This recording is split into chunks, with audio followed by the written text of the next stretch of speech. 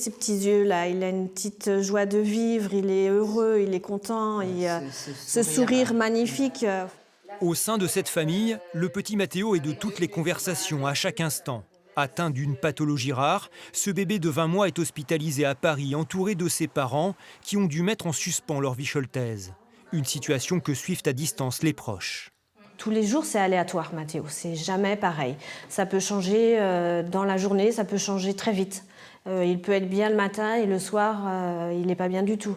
Les conséquences de cette maladie sont vraiment quelque chose de très important sur son organisme et son état de santé. La moindre évolution de la maladie, chaque examen font l'objet d'un échange par téléphone. Matteo ne peut pas ingérer de protéines qui empoisonnent ses organes vitaux. Il doit subir une hémodialyse quotidienne. Mais son seul espoir, c'est une double greffe du rein et du foie d'un même donneur. On nous a demandé si on voulait vraiment faire ces démarches et continuer pour essayer en tout cas de guérir Matteo, parce qu'on avait le choix aussi de rester à la maison et de garder Matteo en soins palliatifs jusqu'à ce qu'il décède, clairement. Donc la question ne se posait pas, évidemment, qu'on allait monter à Paris et essayer de sauver Matteo. Donc maintenant, on n'a plus qu'à prier très fort pour que la double greffe fonctionne et attendre.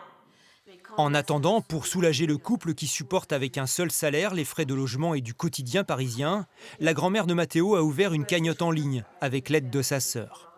C'est vrai qu'on est de base une famille assez soudée. Là, je pense que ça a décuplé notre amour et notre solidarité familiale. Quand on voit cette petite bouille qui nous sourit, qui nous dit tata et qui nous dit thème d'amour, forcément on fond et on a envie que 2 fois plus d'y aller, quoi.